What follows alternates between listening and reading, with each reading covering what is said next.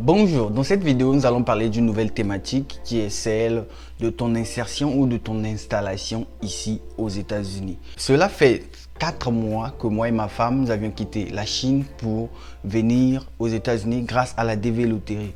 Et 4 mois selon moi, c'est déjà quelque chose, c'est déjà une période où l'on a pu accumuler quelques expériences en termes d'installation ici. 4 mois selon moi, c'est déjà une période suffisante pour venir dire ce que nous avions eu à rencontrer lorsque nous sommes arrivés ici, les choses que nous aurions dû savoir avant de venir, les choses que nous aurions dû faire quand nous sommes venus, que nous avions manqué de faire et que j'aimerais pas que vous aussi vous puissiez peut-être rencontrer ces choses-là. Et 4 mois aussi, c'est selon moi, c'est une période déjà suffisante pour essayer de dire ce que vous pouvez faire avant, une fois que vous arrivez ici et pendant que vous allez commencer votre installation ici. Voilà. Les anciens peut-être diront que 4 mois n'est pas suffisant pour dire quelque chose. Les anciens ou d'autres aussi seront d'accord avec moi que 4 mois c'est déjà une période suffisante pour essayer de dire ce qui se passe, ce qu'il faut savoir. Et je vais essayer de dresser une liste que je demanderai aux anciens surtout de m'aider à compléter ce que j'ai omis pour que nous puissions avoir une liste plus ou moins exhaustive, une liste plus ou moins complète afin d'aider ceux qui se préparent à être dans ce processus pour que les choses puissent être claires et limpides pour eux. Parce qu'il faut dire que l'installation aux États-Unis, c'est l'une des choses les plus difficiles. Et si tu n'as pas vraiment les gens pour te guider, cela serait très difficile. Et j'ai rencontré des gens qui m'en ont parlé de leurs expériences. C'est ce qui m'a même inspiré à faire cette vidéo. Alors j'espère que cette vidéo va t'apporter de la valeur. Et si tu crois que cette vidéo t'apporte de la valeur, n'hésite pas à t'abonner à la chaîne afin de nous encourager à continuer à faire ce genre de contenu afin que vous, mes frères africains, surtout francophones, puissiez de façon simple et bien venir vous installer ici aux États-Unis. Alors sans plus tarder, nous allons rentrer dans le vif du sujet. Il y a des choses que j'aimerais que tu puisses savoir avant que tu ne viennes, les choses que j'aimerais que tu puisses faire avant que tu ne viennes, les choses que j'aimerais que tu puisses conclure avant que tu ne viennes.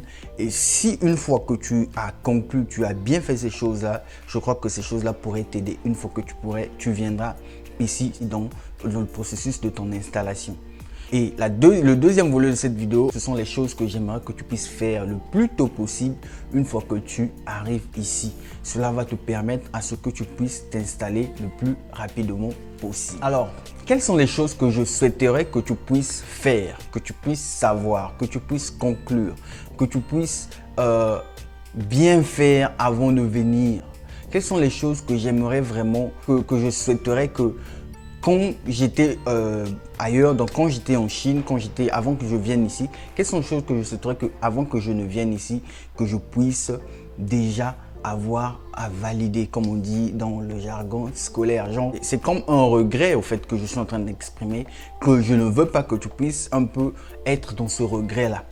D'accord? Donc, j'aimerais que toi, tu viennes avec tout le potentiel possible pour que ton installation puisse bien se faire. La première des choses que je te conseille de faire, c'est apprendre l'anglais. Il faut apprendre la langue anglaise. Tu ne viendras pas ici vivre dans un pays francophone, dans un pays où on parle le Wolof, le Lingala ou comment non. Ici, la langue officielle, c'est l'anglais. Donc, si tu viens avec le français ou une autre langue, ça te sera difficile de t'installer parce qu'il y a des démarches que tu dois faire ici et parfois tu vas aller tout seul. Mais il y a des endroits où il n'y a pas d'interprète, donc tu dois t'exprimer en anglais. Si tu ne sais pas t'exprimer en anglais, cela te sera difficile, très difficile pour t'intégrer. Et il y a même des documents, des choses sur Internet, tout est en anglais et en espagnol. Donc, ça te sera difficile pour que tu puisses comprendre, pour que tu puisses t'intégrer facilement. Pour ce faire, il faut te préparer. Même si tu n'as pas les projets d'aller aux États-Unis, pour toi qui me regarde, qui n'a pas les projets d'aller aux États-Unis, pour toi qui me regarde, qui n'a pas des projets d'aller dans un pays anglophone, l'anglais aujourd'hui, c'est la langue du monde. Partout où tu vas dans le monde entier, dans tous les aéroports, on ne parle, si ce n'est pas la langue locale, c'est en anglais. Et donc, il faudrait que tu puisses déjà avoir cet acquis-là. Et une fois que tu as cet acquis, une fois que tu arrives ici, ça sera juste ce qu'on appelle de l'improvement. Donc, tu vas juste t'améliorer jusqu'à ce que tu maîtrises bien la langue. La seconde chose que je souhaiterais que tu saches, la seconde chose que je souhaiterais que tu puisses faire ou que tu puisses savoir, c'est conduire. Donc, avoir un permis de conduire, donc savoir comment conduire une voiture. Par là, je veux dire que ici aux États-Unis, il y a certains endroits, certains États, certaines villes où il n'y a pas de transport en commun. Donc, il n'y a pas de bus, il n'y a pas de taxi. Et il n'y a que des taxis en ligne qu'on appelle Uber ou encore Lyft, je crois. Et ces choses-là coûtent très cher si tu veux. Quand tu vas arriver pour les utiliser, ça va te coûter très cher. Mais si tu sais conduire, cela pourrait beaucoup t'aider une fois que tu arrives. Après quelques temps, tu peux avoir ta voiture, faire un permis international ici ou même depuis le pays. Tu peux déjà commencer à conduire et tu ne vas pas dépenser beaucoup d'argent dans les transports. Donc, le permis, c'est quelque chose de très important. Apprendre à conduire au pays, c'est plus moins cher qu'ici. Avec 15 000 francs CFA, 20 000 francs CFA, tu peux déjà commencer une formation de conduite. Ce sont des choses, si il y a possibilité, il faut investir dans ces choses-là. L'anglais, la conduite. Dans notre cas par exemple, nous avions vécu en Chine, on maîtrisait déjà l'anglais, pas mal. Ici, on s'améliore. Et la conduite, on ne connaissait pas. On ne savait pas conduire. Et une fois qu'on est arrivé ici, on a beaucoup dépensé en termes de transport. Toujours dans les volets des choses que tu dois faire avant de venir. Pour toi qui viens par la DV Loterie, il y a une personne ici qui va te recevoir. Pour toi qui viens par un visa où il y a une personne qui t'a invité, vous savez, il y a beaucoup de types de visas, tourisme et tout. S'il y a une personne qui te reçoit, la chose que tu dois faire avant de venir, c'est éclaircir les choses. Éclaircir comment vous allez procéder sur le fait que tu viendras vivre chez cette personne. Parce que deux fois, vous dites, ok, il te donne les papiers, tu viens chez quelqu'un et tu t'assois seulement. Tu t'assois 2, 3, 4, 5, 6 mois. Tu ne sors pas de sa maison. Ça va commencer à poser des problèmes. Vous-même, vous savez qu'il y a certaines relations, c'est mieux de vivre de loin. Et quand vous vous rapprochez, vous découvrirez tellement que ça va ramener ce qu'on appelle des problèmes. Ça va ramener des problèmes et voilà, on va commencer à voir des petits défauts et tout. Et puis voilà, les insatisfactions. Une relation qui était bien peut se détériorer parce que vous vous êtes tellement rapprochés. Cela voudrait dire qu'avant de venir chez quelqu'un qui t'a rendu service pour que tu viennes t'installer ici, essaie d'éclaircir les choses. Tu peux dire, ah frère, pour combien de temps pourrais-je vivre chez toi? La personne peut te déterminer une durée. Très souvent, pour ceux qui viennent pour la DV Loterie, je conseillerais 2 mois serait suffisant parce que tu auras déjà des papiers et tu peux travailler et tu peux aller louer ta propre maison. D'accord? Donc, essaye de causer sur ce sujet-là avec la personne. N'aie pas honte. Dis-lui que, voilà, j'aimerais venir vivre chez toi, mais je crois que si tu me donnes 2 mois, ça pourrait suffire. Si tu me donnes 3 mois, 1 mois, ça dépendra de ce que toi tu vois. Ça pourrait suffire. Causer sur la période que tu vas vivre dans la maison de cette personne.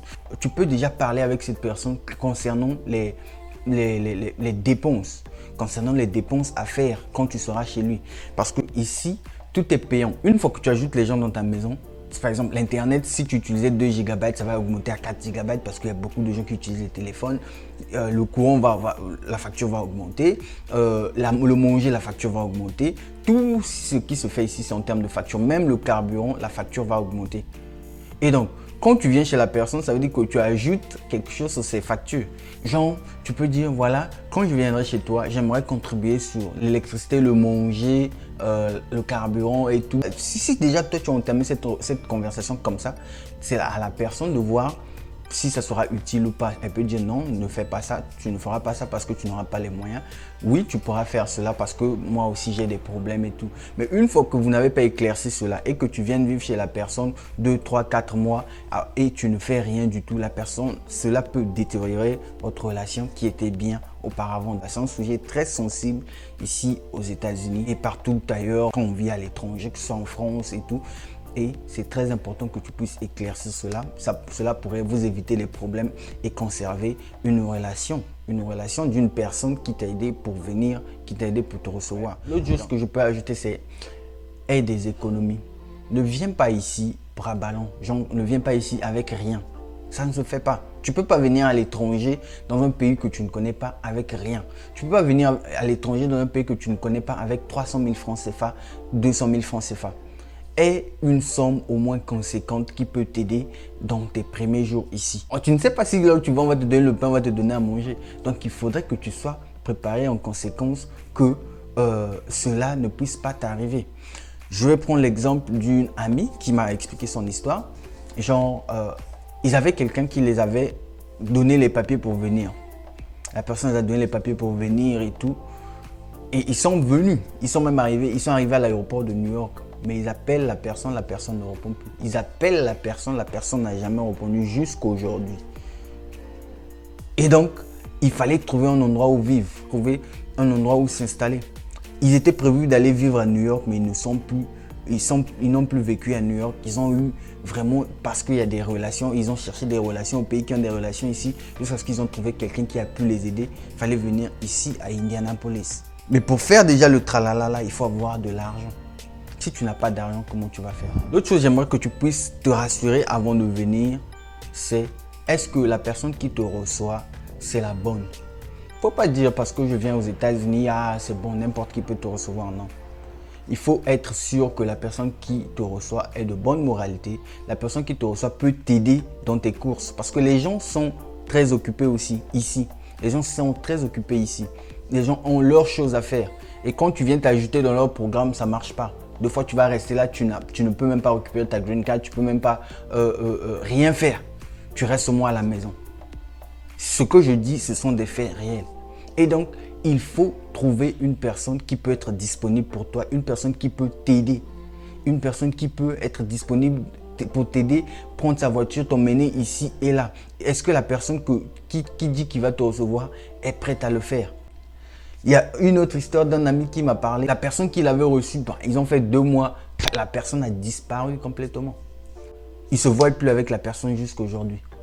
Donc la personne ne l'a pas aidé dans ses courses, la personne ne l'a pas aidé dans ses choses, parce qu'il y a beaucoup de choses que tu dois faire, beaucoup de choses que tu dois fournir, il y a beaucoup de choses, beaucoup de courses que tu dois faire. Il faut même essayer de trouver un travail pendant cette période de 1 à 2 mois là, pour essayer de te stabiliser. Mais quand la personne là te lâche, frère, le système ici, ce n'est pas de la blague. Le système ici n'est pas de la blague. Et donc, il faut te rassurer que cette personne-là peut le faire pour toi. Nous, par exemple, les gens qui nous ont reçus jusqu'à aujourd'hui nous assistent. Ils sont là pour nous. Nous rendons vraiment grâce à Dieu pour cela. Mais est-ce que toi, chez toi, ce sera le cas? Parce qu'il y a beaucoup de choses que tu dois savoir. Il y a beaucoup de choses. Si on ne t'explique pas, tu ne sauras pas. Ça, il n'y a pas de magie. Si on ne t'explique pas, tu ne sauras pas. L'autre chose que j'aimerais que tu puisses faire avant de venir, c'est avoir un plan. Sois organisé dans tes idées. Essaie d'écrire sur un bout de papier, sur quelque part, pourquoi tu veux venir ici et qu'est-ce que tu recherches quand tu viens ici. Qu'est-ce que tu veux faire? Quels sont tes projets? Certes, une fois arrivé ici, les choses peuvent changer, mais si tu as un plan quand tu viens, cela pourrait t'aider. Une fois que tu t'es installé, tu commenceras à mettre tes plans en marche petit à petit. Parce qu'il y a des opportunités ici. Il y a des opportunités de business, il y a des opportunités en tant que gagnant de la DV Loterie de repartir à l'école. Il y a beaucoup des opportunités et ce sera à toi, par rapport à ton plan, de définir cela. Parce que il faudrait que tu saches que les États-Unis, c'est un système compliqué. C'est un système où si tu viens sans plan, le système va t'utiliser et tu vas te retrouver à faire des petits boulots ici et là, ici et là. Des boulots qui n'ont pas d'avenir. Tu auras l'argent certes, mais les boulots que tu ne peux pas exercer pendant 10 ans, les boulots que tu ne peux pas exercer pendant 7 ans, les boulots que tu ne peux pas exercer pendant 20 ans. D'accord? Mais si tu as un plan bien défini de business, un plan bien défini de repartir à l'école, faire telle ou telle filière pour que tu puisses gagner mieux, avoir une meilleure vie, un plan, je dis bien un plan, cela pourrait beaucoup t'aider. Voilà un peu, j'ai essayé de passer en revue ce que moi je souhaiterais que tu puisses savoir avant de venir.